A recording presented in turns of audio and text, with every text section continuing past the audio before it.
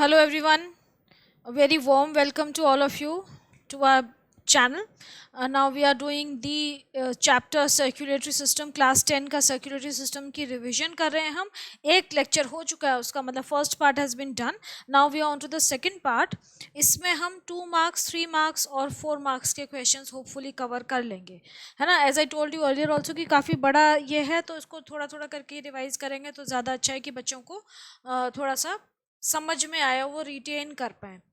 तो स्टार्ट करते हैं. आपको अच्छा लगे तो please do like it and share the videos with others, share our channel and do subscribe to it also.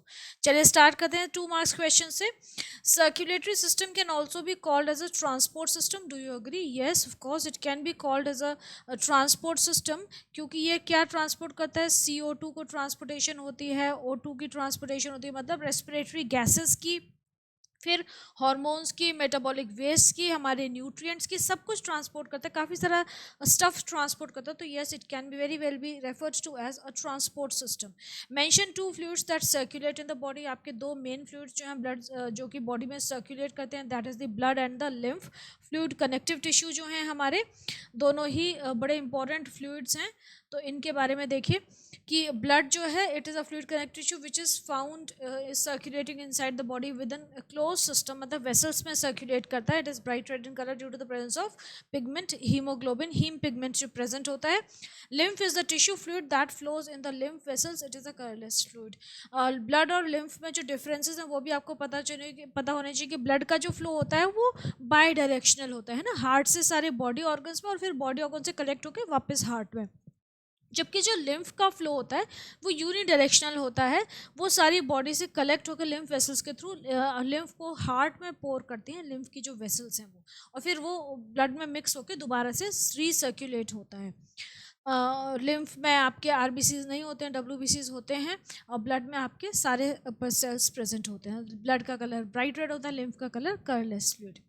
Differentiate between the following pairs on the basis of what is given in brackets. ये ज़रूर ध्यान रखिएगा, आपके board में जब भी differentiate करने को आता है तो they always mention on the basis of what is given in brackets.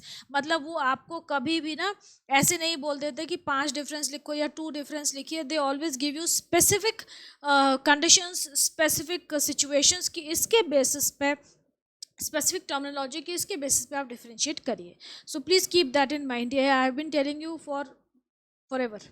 Okay, lymphocytes and neutrophils on the basis of the structure of the nucleus. Lymphocytes और न्यूट्रोफिल्स जो हैं दोनों अलग अलग कैटेगरी के. WBC हो गए, ग्रैनुलोसाइट हो गया, सॉरी लिम्फोसाइट ग्रैनुलोसाइट हो गया, न्यूट्रोफिल ग्रैनुलोसाइट्स हो गए. दोनों के न्यूक्लियस के स्ट्रक्चर में क्या डिफरेंस है कि लिम्फोसाइट में सिंगुलर न्यूक्लियस होता है, बड़ा सा होता है, सेंटर में डेंट लाइक डिप्रेशन होता है, जबकि न्यूट्रोफिल्स में 3-4 लोब्ड न्यूक्लियस प्रेजेंट है ना. इस तरीके के ऐसी लोब्स बनी होती ना, इस तरीके का न्यूक्लियस होता है ऐसा.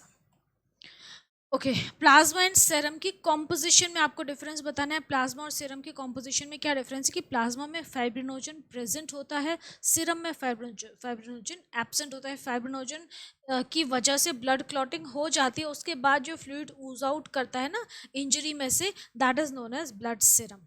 तो ब्लड सीरम में फाइब्रिनोजन नहीं होता है और ब्लड प्लाज्मा में फाइब्रिनोजन होता है. बहुत बहुत इंपॉर्टेंट डिफरेंस है, ये ध्यान रखिएगा. Draw diagram of the different blood cells as seen in a smear of human blood. Blood का स्लाइड बनाते हैं ना, ऐसे स्लाइड करके आपकी टीचर ने सिखाई होगी ब्लड स्लाइड बनानी. 2 स्लाइड्स को एक दूसरे को ऐसे स्लाइड करके ऐसे ऐसे खींच के एक ब्लड की ड्रॉप को स्मीयर बनाते हैं हम ब्लड का. तो उसके बारे में पूछा इन्होंने आपको बोला है कि उसका डायग्राम बना के दिखाइए. तो सिंपल, ये स्मीयर ऑफ ह्यूमन ब्लड हो गया. एक सर्कुलेटरी सिस्टम सर्कल में आपने प्लाज्मा, ब्लड प्लेटलेट्स, RBCs और WBCs को डेमोन्स्ट्रेट कर दीजिए. What is the importance of plasma proteins. Plasma proteins की क्या इंपॉर्टेंस है? बहुत ज़बरदस्त इंपॉर्टेंस है कि प्लाज्मा प्रोटीन्स जो होते हैं बहुत बहुत इंपॉर्टेंट रोल प्ले कर. पहले होते कौन कौन से हैं? फाइब्रिनोजन होते हैं, ग्लोबुलिन्स होते हैं, एल्ब्यूमिन्स होते हैं. ये 3 मेजर कैटेगरी है प्रोटीन्स की. फाइब्रिनोजन है, ये हमारे ब्लड क्लॉटिंग के लिए बहुत ज़रूरी है, इसके बिना ब्लड क्लॉट नहीं होगा. अगर फाइब्रिन नहीं बनेगा, मतलब फाइब्रिन का नेटवर्क नहीं बनेगा तो क्या होगा? ब्लड बहता रहेगा, फ्लो होता रहेगा और क्लॉटिंग नहीं होगी. देन ग्लोबुलिन्स जो है, ये आपने 9th क्लास में पढ़ा, इम्यूनोग्लोबुलिन्स पढ़े हैं, प्रोटीन्स होते हैं, they are involve in defence mechanism, defence mechanism में प्रोटेक्शन में काम करते हैं। और एल्ब्यूमिन्स जो हैं ये बेसिकली सेल का, बॉडी का ऑस्मोटिक बैलेंस, टिश्यूज़ का ऑस्मोटिक बैलेंस मेंटेन करके रखते हैं। ये भी प्रोटीन्स हैं और ये क्या करते हैं कि अब्जॉर्ब करते हैं ना वाटर को, तो ऑस्मोसिस को बड़ा अच्छे से मेंटेन कर लेते हैं, ऑस्मोटिक बैलेंस बना के रखते हैं। Explain the consequence of a situation in which blood does not coagulate. अगर अब ग्लोबुलिन्स नहीं होंगे, हमारे फाइब्रिनोजन नहीं होंगे, तो ब्लड क्लॉटिंग नहीं होगी और उसमें क्या होगा कि ब्लड जो है वो बहता रहता है, थोड़ी सी भी इंजरी हो जाए, and it is a fatal disease. मतलब ये अगर देखो थोड़ी सी भी इंजरी होगी तो ब्लड रुकेगा ही नहीं ना, बहता ही रहेगा, तो पूरी बॉडी का ब्लड चला जाएगा। तो this is also known as haemophilia. It's a genetic disease. What is the significance of time gap in the passage of impulse from sinoatrial node to the ventricle?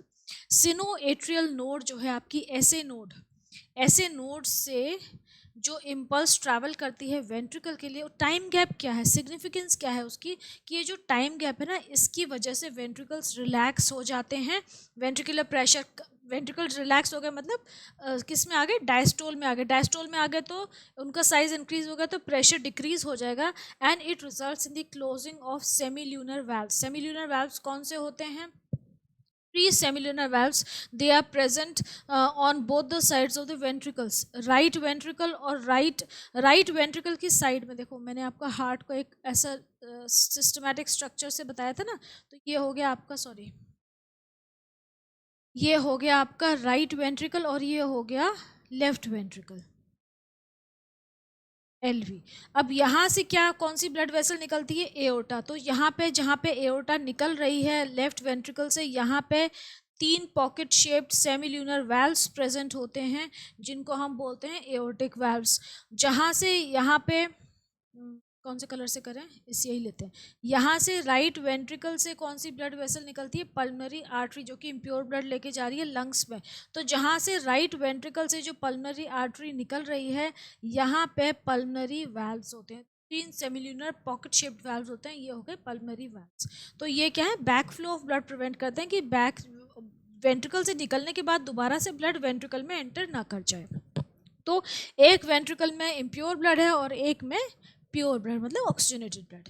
Defined venule, venule क्या होते हैं? Veins जब breakup होती हैं, veins की जो further branching होती है उनको वेन्यूल्स बोलते हैं, और वेन्यूल्स की जो फर्दर ब्रांचिंग होती है उनको हम कैपिलरीज बोलते हैं। तो a venule is a very small blood vessel in the microcirculation that allows deoxygenated blood to return from the capillary beds to the larger blood vessels called the veins. मतलब capillaries जब join होती हैं तो venules बनाती हैं, venules join होके फिर veins बनाते हैं। Give the biological or technical term for the following. The vein which drains the blood from the intestine to the liver.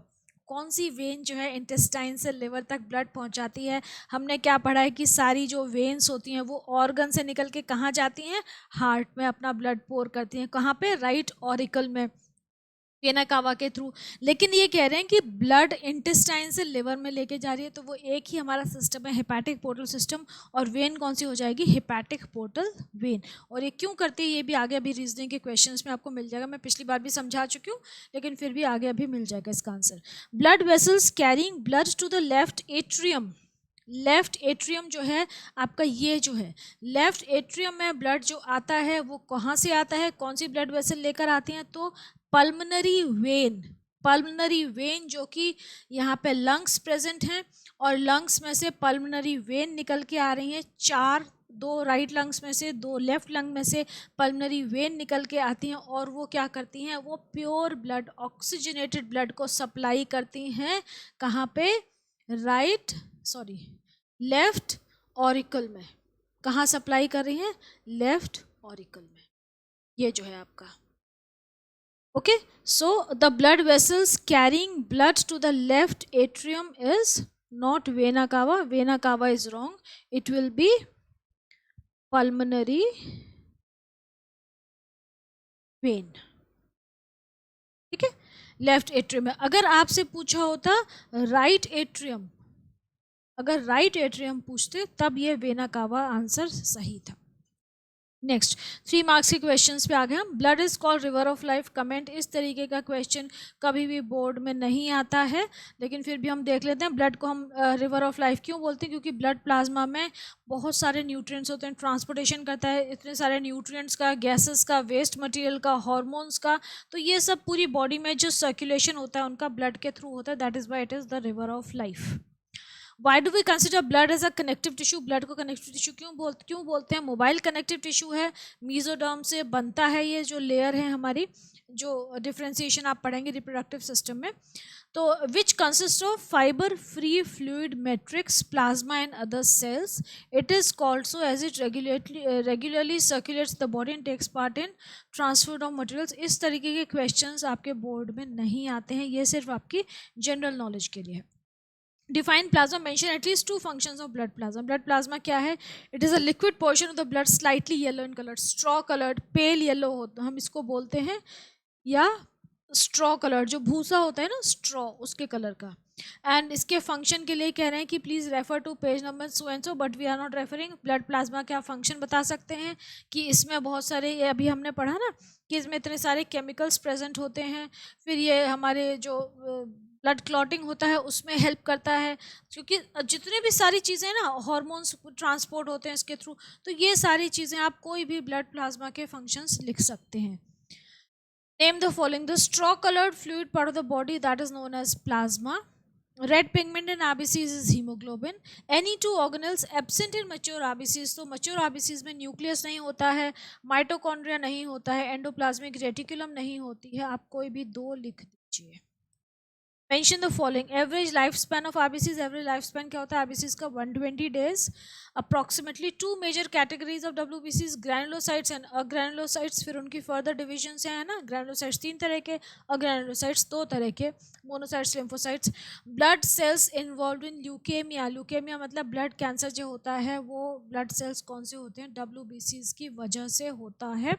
डब्ल्यूबीसीज कम हो जाते हैं तब ल्यूकेमिया होता है। WBCs actually blood cells involve in leukaemia, WBCs हैं। WBCs actually इसमें कम नहीं होते हैं, बढ़ जाते हैं, उनकी काउंट बढ़ जाती है। मतलब बॉडी में कोई इन्फेक्शन है और अब नॉर्मल इंक्रीज होता है WBCs में, दैट लीड्स टू ल्यूकेमिया।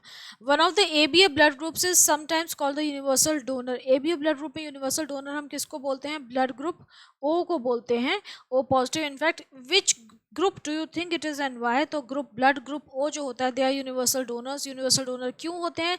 क्योंकि इनके पास ना एंटीजन नहीं होता है। A या B दोनों ही एंटीजन नहीं, A और B दोनों ही एंटीजन नहीं होते हैं उनके सरफेस पे, तो ये किसी को भी ब्लड दे सकते हैं। लेकिन इनके पास दोनों एंटीबॉडीज प्रेजेंट होती हैं, A भी होती है और B भी होती है। दोनों A और B एंटीजन की जो ऑपोजिट एंटीबॉडीज है वो इनके पास प्रेजेंट होती है, तो इसलिए ले नहीं सकते, ना A से ले सकते ना B से ले सकते, ना ही AB से ले सकते, सिर्फ O से ही लेते हैं, क्योंकि एंटीबॉडीज दोनों प्रेजेंट है लेकिन एंटीजन एक भी नहीं है, इसीलिए सबको दे सकते हैं, ले नहीं सकते। ठीक है, okay. Blood does not clot in blood vessels. Why? What do you think? Give reason in support of your answer. Blood जो है blood vessels में freely flow करता है, coagulate नहीं करता है, क्योंकि naturally हमारे blood में anticoagulants होते हैं such as heparin, which is normally naturally present in our blood. जब blood transfusion होता है, जब body से blood निकाला जाता है, तो उसमें वो anticoagulant add किए जाते हैं। एंडोथीलियम अगर हमारे ब्लड वेसल्स की इंटैक्ट है, मतलब जो इनर लेयर है ब्लड वेसल्स की वो अगर ठीक ठाक है, तो ब्लड नहीं निकलेगा वेसल्स में से और क्लॉट नहीं होगा। एंड जो कोआगुलेटिंग फैक्टर्स हैं वो इनएक्टिव रहते हैं नॉर्मल कोर्स ऑफ हेल्थ में, नॉर्मल कोर्स ऑफ टाइम में। जब प्रॉब्लम होती है तभी वो एक्टिवेट होते हैं, तो that is why blood keeps on flowing, it doesn't clot. Why is close circulatory system more efficient than the open circulatory system? Close circulatory system इसीलिए ज़्यादा एफिशिएंट है क्योंकि क्लोज्ड एक सिस्टम में जब कोई चीज़ फ्लो करती है तो स्पीड इंक्रीज हो जाती है, एक्यूरेसी बढ़ जाती है ना, प्रिसीजन, एफिशिएंसी, सर्कुलेशन, ये सब हो जाता है और बहुत कम टाइम लगता है। इंस्टेड ऑफ अगर आप उसको पूरा स्प्रेड करके ऐसी सारे ऑर्गन्स को डिप कर दोगे ब्लड में, तो इतना एक्टिव, इतना इफ़ेक्टिव नहीं होगा वो सिस्टम। और इसके अलावा सारे सेल्स को, सारे टिश्यूज़ को टू एंड फ्रो दोनों चीज़ें मिलेंगी। मतलब आपके पास प्रॉपर पैसेज है कि यहाँ से आपको सामान पहुँचाना है और यहाँ से लेके आना है मटेरियल्स जो भी आपको देने हैं हर सेल को। तो that is why the close system is much more efficient then the open system. Open में सब मिक्सिंग हो जाती है।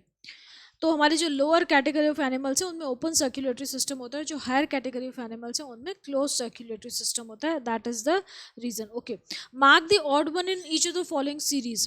पर्किंजे fibres, AV bundle, AV valve, SA node. तो देखो Purkinje fibres, AV bundle, SA node, ये सारे क्या हैं, ये हमारे हार्ट बीट की ओरिजिन जो होता है उससे कंसर्न है. ऐसे नोड मतलब हार्ट बीट की ओरिजिन से इन सब का कंसर्न है. जो एवी वाल्व है वो जो है वो ब्लड फ्लो से रिलेटेड है, तो ये आपका ऑड वन आउट हो गया. Then mitral valve, tricuspid valve, semilunar valve and venous valve. अब मिट्रल वाल्व, ट्राइकस्पिड वाल्व और सेमिल्यूनर वाल्व तीनों हार्ट के अंदर प्रेजेंट होते हैं, और वीनस वाल्व जो है वो वेन्स में प्रेजेंट होता है, तो इसीलिए Venus valve is the odd one out. Next, thoracic duct, aorta, pulmonary when, vena cava. Thoracic duct जो है यहाँ पे ऑड वन आउट हो जाएगी क्योंकि वो एक डक्ट है. थोरेक्स जो आपका एंडोक्राइन ग्लैंड है उसकी डक्ट की बात हो रही है. बाकी एओर्टा, पल्मनरी वेन और वेना कावा ये जो तीनों हैं ये ब्लड वेसल्स हैं.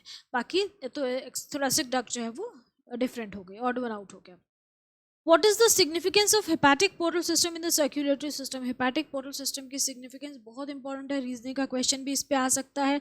क्यों सिग्निफिकेंट है? क्योंकि देखो लिवर जो है एक्चुअली हेपेटिक पोर्टल सिस्टम है क्या, कि आपके जो डाइजेस्टिव सिस्टम है, जो स्टमक है, जो इंटेस्टाइन है, वहाँ से जो ब्लड वेसल्स निकल रही हैं, जो वेन्स निकल रही हैं, जो कि डीऑक्सीजनेटेड ब्लड लेके जा रही है, नॉर्मली उनको कहाँ जाना चाहिए, वेना कावा में, इन्फीरियर वेना कावा में ज्वाइन होना चाहिए और हार्ट में डालना चाहिए अपना ब्लड. लेकिन वो क्या करती हैं, वो जाके लिवर में एंटर कर जाती हैं. लिवर में क्यों एंटर करें? क्योंकि जो डाइजेस्टिव सिस्टम से जो वेन्स आ रही है ना, अभी भी उनके पास काफ़ी सारा न्यूट्रिएंट्स है, काफ़ी सारा फूड मटेरियल है, काफ़ी सारी ऐसी चीज़ें हैं जो कि बॉडी को वेस्ट नहीं करनी है, तो लिवर उनको ले लेता है, अब्जॉर्ब कर लेता है, फिर अपने हिसाब से मेटाबोलाइज करता है और बॉडी उसको यूज़ अप करती है. तो इसका यूज़ मतलब सिग्निफिकेंस क्या है हेपेटिक पोर्टल सिस्टम की? The liver absorbs excess of fats and glucose so as to use them at the time of starvation when blood passes through the hepatic portal system. Liver absorb कर लेता है उन चीज़ों को. Then harmful nitrogenous waste like ammonia, ये सब जो waste हैं जो कि हार्ट में जाएंगे, हार्ट को प्रॉब्लम क्रिएट करेंगे, तो वो उनको भी ले लेता है, उनको यूरिया में कन्वर्ट करके किडनी के थ्रू एक्सक्रीट कर देता है. Then liver produces proteins which are transported through blood circulation, example fibrinogen for blood clotting. तो लिवर जो है प्रोटीन्स बनाता है जो कि ब्लड के थ्रू फिर पूरी बॉडी में पहुंच जाते हैं. सपोज जैसे कि बेस्ट एग्जाम्पल है फाइब्रिनोजन, जो कि ब्लड क्लॉटिंग के लिए बहुत इसेंशियल है. Okay, then from where to where do the following blood vessels carry blood? Hepatic vein कहाँ से कहाँ कैरी करती है? हेपेटिक वेन जो है, अब हेपेटिक वेन स्टमक से मतलब हमारे डाइजेस्टिव ऑर्गन से ब्लड को लेके आती है और लिवर के अंदर पोर करती है. ठीक है, तो कैरीज. अच्छा, हेपेटिक वेन की बात करें, मैं हेपेटिक पोर्टल वेन बोल रही हूँ. मैंने आपको जो बोला वो हेपेटिक पोर्टल वेन बोला. हेपेटिक वेन जो है वो तो लिवर का ही जो ब्लड है, जो कि डीऑक्सीजनेटेड ब्लड है, उसको वेना कावा में ले जाके पोर करेगी. तो हेपेटिक वेन जो है वो लिवर से पोस्टीरियर वेना कावा में लेके जाएगी ब्लड को. हेपेटिक पोर्टल वेन है वो डाइजेस्टिव सिस्टम से, इंटेस्टाइन से लिवर में लेके आती है. Next, right the differences between open circulatory system and close circulatory system. अभी हमने किया था, आप उसी को रेफर कर लीजिए. इस तरीके के क्वेश्चन आपके बोर्ड में नहीं आते हैं. Next, state the functions of following in blood. Fibrinogen का क्या फंक्शन होता है? फाइब्रिनोजन का फंक्शन क्या है कि ये ब्लड क्लॉटिंग में हेल्प करता है. थ्रोम्बिन की हेल्प से ये क्या बन जाता है? एक्टिव फाइब्रिन में कन्वर्ट हो जाता है. फाइब्रिन जो थ्रेड लाइक नेटवर्क बना लेता है जिसमें कि हमारे जो सेल्स हैं ब्लड के सारे वो ट्रैप हो जाते हैं और सिर्फ सीरम ऊज आउट करता है, जो कि कोआगुलेट होकर क्लॉट बना लेता है फिर, जिसको हम स्कैब भी बोलते हैं. स्कैब हिंदी में खुरंट बोलते हैं जिसको. ग्लोबुलेंस की बात हुई. Globulins are primary involve in immunity develop करने में हेल्प करते हैं. न्यूट्रोफिल्स क्या है? न्यूट्रोफिल्स हमारे फाइटिंग में हेल्प करते हैं. फैगोसाइट्स हैं, फॉरेन मटेरियल्स को डिस्ट्रॉय करते हैं. लिम्फोसाइट्स क्या करते हैं? They are specialised cells, immune response create करते हैं. दो तरह के लिम्फोसाइट्स आपने पढ़े हैं, बी लिम्फोसाइट, टी लिम्फोसाइट. ये भी आपने 9th क्लास में पढ़ा है. Next, differentiate between RBCs and डब्ल्यूबीसीज। आरबीसीज एंड डब्ल्यूबीसीज के डिफरेंसेस यहाँ पे दे रखा है कि page number so and so को रेफर कर लीजिए, लेकिन यहाँ पे आपके पास पेज नंबर नहीं है। आप क्या करिए, आरबीसीज और डब्ल्यूबीसीज के डिफरेंसेस आपको 2-3 डिफरेंसेस पता होने चाहिए कि आरबीसीज में कौन सा पिगमेंट हीमोग्लोबिन होता है, डब्ल्यूबीसीज में नहीं होता है। आरबीसीज डबल डिस्कॉइड होते हैं, डब्ल्यूबीसीज की अलग अमीबॉइड होती है, अलग शेप्स होती हैं। आरबीसी में मैच्योर आरबीसी में न्यूक्लियस नहीं होता, डब्ल्यूबीसी में न्यूक्लियस होता है। फिर उनके फंक्शंस में डिफरेंसेस, ये सब आपको आना चाहिए।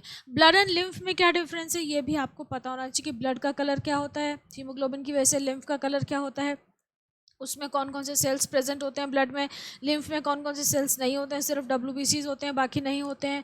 फिर ब्लड जो है वो एक 2 वे सिस्टम को फॉलो करता है, हार्ट के थ्रू पंप होता है और पूरी बॉडी से सर्कुलेट होकर वापस से हार्ट में एंटर करता है। लिम्फ जो है वो यूनिडायरेक्शनल फ्लो है, पूरी बॉडी से कलेक्ट होकर हार्ट में जाता है, हार्ट से वापस लिम्फ कहीं फ्लो नहीं करता है ना, एक्स्ट्रा सेलुलर फ्लूइड है वो।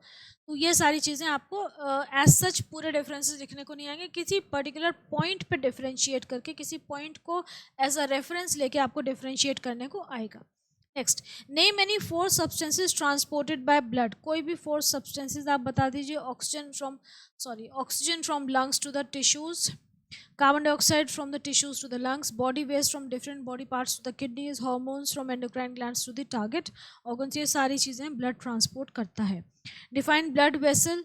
ब्लड वेसल्स क्या होती हैं और उनकी क्या क्या टाइप्स हैं, इस तरीके के क्वेश्चंस भी आपके बोर्ड में नहीं आते हैं। यहाँ आप बता सकते हैं कि ब्लड वेसल्स जो ब्लड को कैरी करती हैं to and from the heart and from the tissues to the organs, all those things, वो सारी ब्लड वेसल्स कहलाते हैं कि 3 तरह की हैं। उनका स्ट्रक्चरल डिफरेंसेस बता सकते हैं। अभी डायग्रामेटिक क्वेश्चन में ना इन तीनों के आर्टरी, वेन के और कैपिलरी के स्ट्रक्चरल डिफरेंसेस के डायग्राम आएंगे, वो ज़रूर करना है। उस तरीके का एक क्वेश्चन आपके बोर्ड में ज़रूर 100% आता ही आता है। कार्डियक साइकिल को एक्सप्लेन करना है। कार्डियक साइकिल काफ़ी डिटेल्ड है, ये भी आपके एग्जाम में एज सच नहीं आते, इतने डिटेल्ड क्वेश्चंस कभी भी नहीं आते, आपसे स्टेप्स पूछते हैं बस।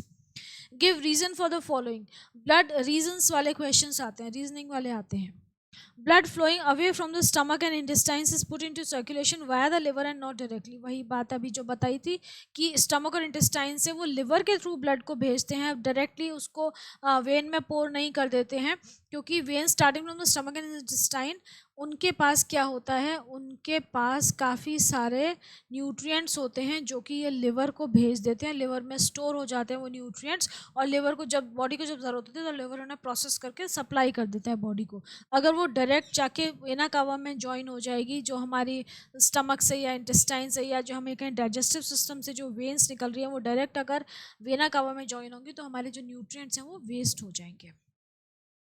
Then arteries are deep seated in the body. Arteries deep seated होती है मतलब काफ़ी गहराई में होती हैं, सुपरफिशियली हमारी बॉडी में वेन्स नज़र आते हैं, आर्टरीज नज़र नहीं आती हैं, क्योंकि आर्टरीज जो होती हैं उनके पास वाल्व्स नहीं होते हैं और उनमें तो वो बड़ी प्रेशर्स होती है, क्योंकि हार्ट से ब्लड लेके आ रही है प्योर ब्लड और बड़ी जर्क से प्रेशर से ब्लड उनमें फ्लो करता है, तो उनको बॉडी में अंदर से संभाल के, कोई इंपॉर्टेंट चीज़ होती है तो हम उसको संभाल के रखते हैं ना, छुपा के अंदर केयर से रखते हैं, ऐसे नहीं बाहर छोड़ देते हैं। जो नॉर्मल चीज़ें होती हैं वो घर में ऐसी पड़ी रहती है, लेकिन जो प्रेशियस चीज़ें होती हैं उनको हम संभाल के रखते हैं। सेम वे आर्टरीज आपकी बहुत प्रेशियस है, अगर उनमें इंजरी हो गई तो बहुत सिवियर रिजल्ट्स होते हैं उसके। That is why the god is always made already made so many provisions. Arteries are deep seated in our body ताकि वो सेफ रहें, क्योंकि उनमें ब्लड जो है वो काफ़ी जर्क से, प्रेशर से फ्लो करता है और पूरी बॉडी में सप्लाई होता है। They are very precious. Okay, so I think will finish here. अब हमारे नेक्स्ट 5 मार्क्स और डायग्राम बेस्ड क्वेश्चंस रह गए, उनको हम नेक्स्ट लेक्चर में करेंगे। टिल देन आप इसको देखिए और कोई प्रॉब्लम आती है तो